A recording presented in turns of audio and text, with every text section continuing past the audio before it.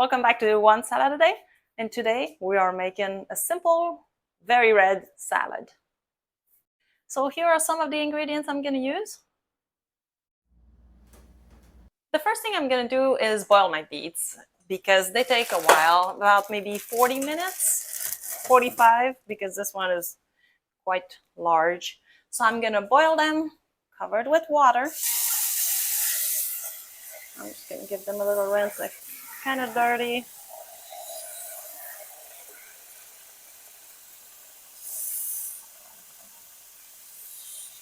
There we are. And I'm going to cover it up. Put it on the stove here, 45 minutes.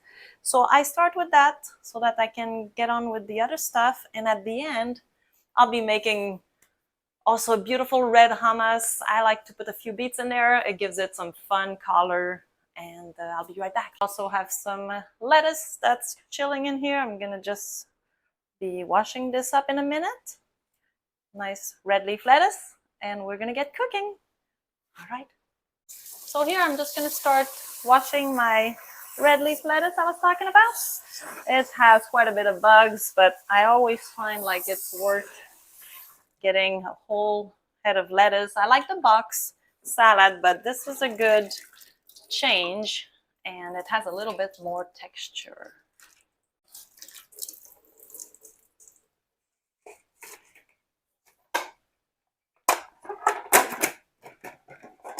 Whoopsie.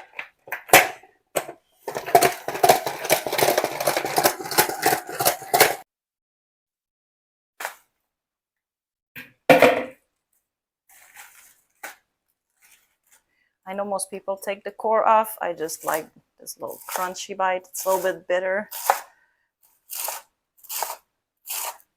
You can take it off if that's not your thing.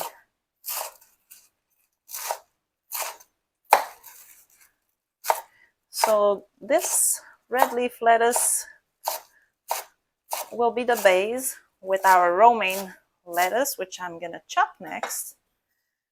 For the romaine lettuce, I didn't even spin it. I usually just rinse it very well and I let it drop. That's just one less thing to do. If you eat salad every day, you're gonna have a few tricks to make it faster. So I'm gonna chop that too.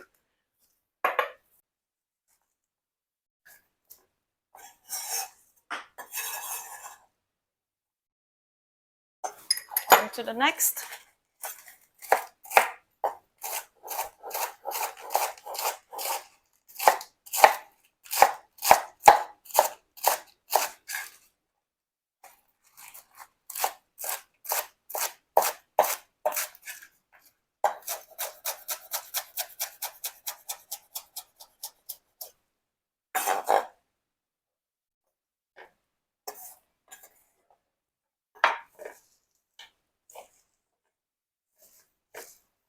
Mix it all up so not one bite has all one kind of lettuce and none of the other. So here we are. And let's keep on.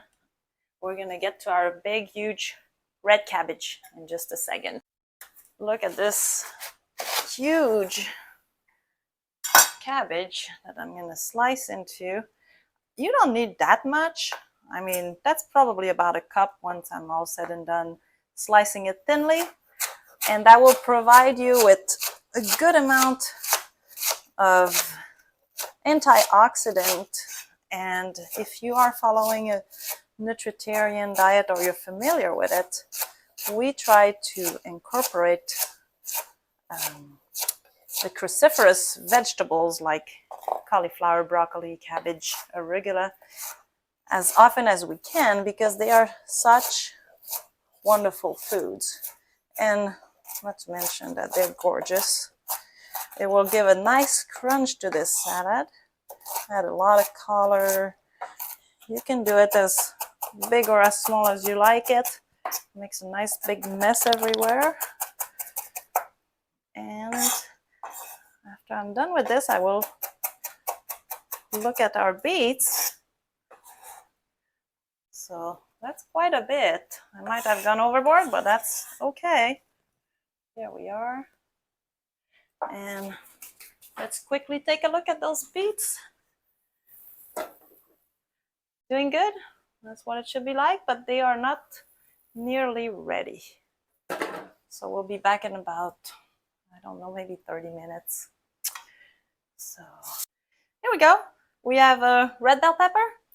I don't know if you know, but like a red bell pepper has about 3 times as much vitamin C as oranges. So it's beautiful for your skin, very protective, and you should definitely eat food rich in vitamin C often throughout the day, because that vitamin C will go through you and it has to be replaced constantly.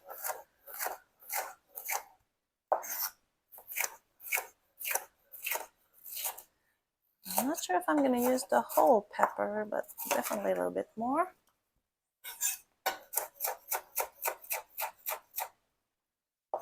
And maybe a little bit smaller.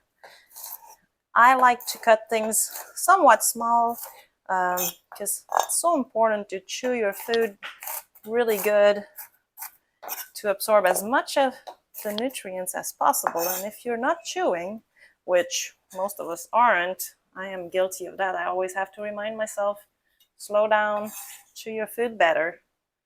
And that's a great way to just improve how much vitamins you get just by slowing down and chewing more. So that's a good trick that you should remember as you're eating. I'm gonna put a couple radishes. I thought they're red, so why not?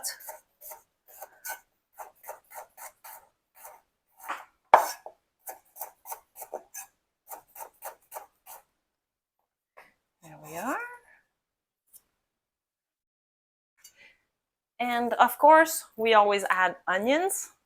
You might have seen in our other videos why we always use onions. And if you haven't seen it, well, onions are full of anti-cancer, antibacterial, antiviral components.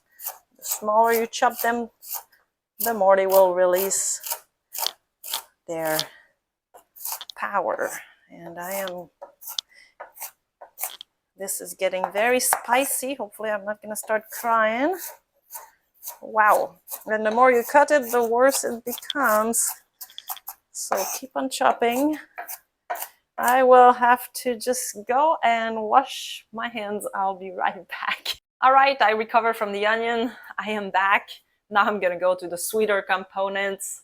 And one of them, which seems to be disappearing because my daughter's filming and she likes those, so we're gonna put what's left of them into the salad. So you could put them whole if you don't want to go through the trouble of cutting them like that, but I think it's worth it. It kind of releases even more sweetness, in my opinion. Every bite gets that juicy goodness. And here we are. Oopsie. There we go.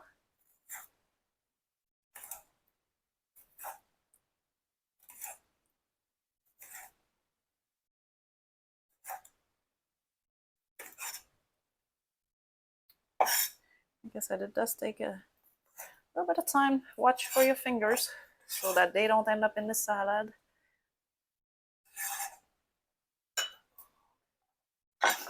Here we go.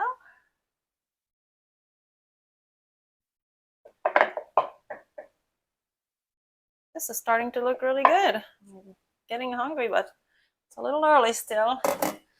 By the way, always be prepared. Make your food early. If you don't make it early, you're not going to want to start doing that at like 5:30 at night or 6 o'clock after you're done working. So if this is going to be your lunch salad, you might make it the day before or on the weekend. But if you're not making it ahead, I can tell by experience you're going to grab for something more convenient and easier. So always be prepared. Let's crack into this pink lady apple here. Very crunchy. So always remember to add different textures. You don't want your salad to be just all soft, or probably don't want it all crunchy. You want some of the creamies. You want some variety that, you know, because we're not using oil, salt, or sugar. Well, you gotta have some substitutes that will get you excited about digging into that big salad. And I'm making the salad for my family, but if it were just a salad for me, I would probably eat half of this bowl, or at least a third. So make sure your salads are big enough to keep you satisfied for a long time. Otherwise, if you have a teeny tiny salad like a house salad at the restaurant, well, it won't keep you full for very long. So you'll be snacking through the day, and you gotta make sure to have enough bulk. I also add a few tomatoes from my garden. Those are the tiny ones. We've had a good tomato year so far. There we are. So I'm just layering all the different ingredients. If they're not your thing, well, pick another one. Pick like walnuts or almonds, whatever you like, but make sure to add it. And there will also be some tahini in our red hummus that we're going to be making. So I'll be back in a minute.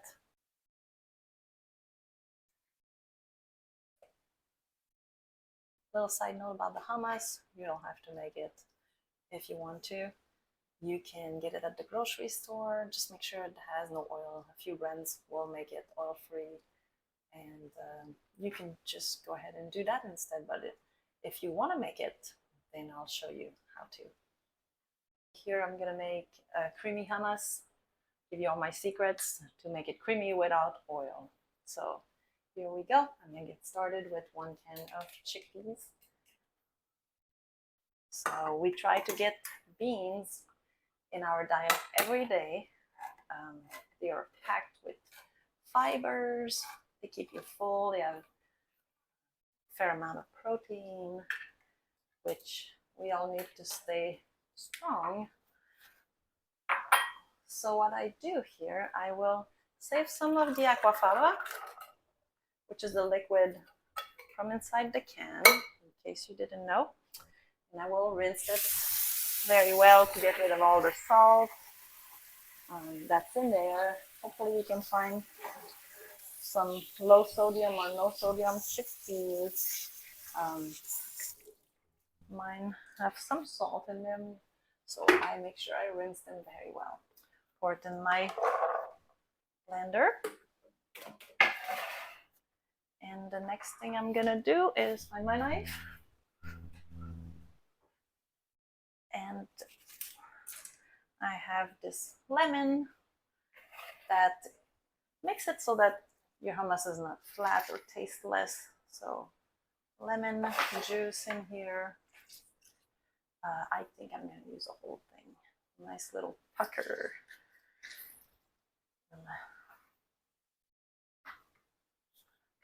So if you're not using salt in your diet, make sure that you do add a lot of spices. Garlic's a great one, besides being excellent for you. It's one of the G bombs, the onion family.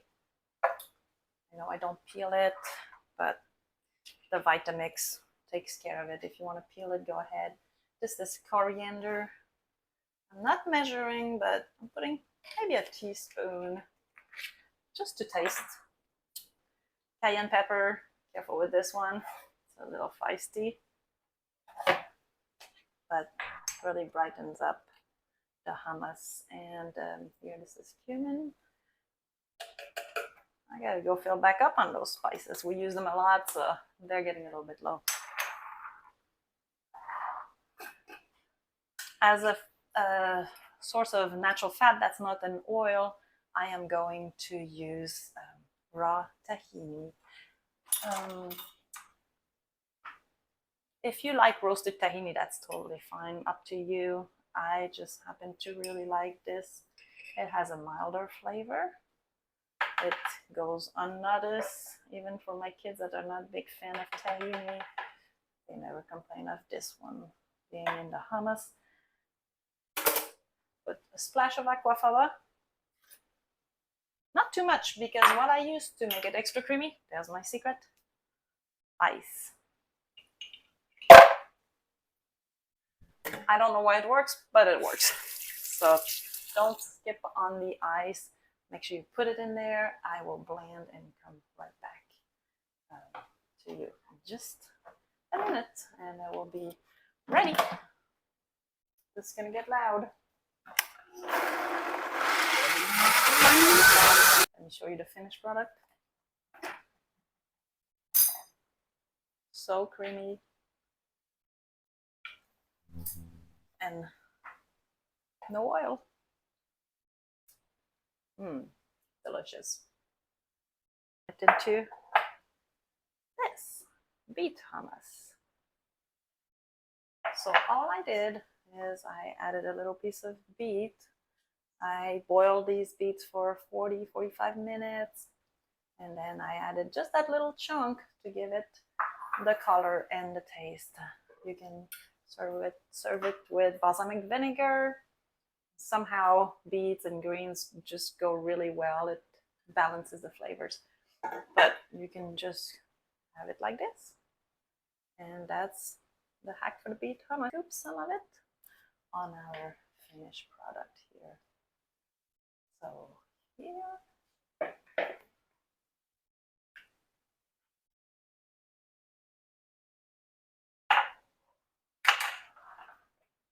There you have it. So just drizzle some balsamic on here, and you are ready to eat your big green and red salad. I hope you enjoy it, and I'll see you next time on One Salad a Day. Wait for my next video and give me the thumbs up. Take care.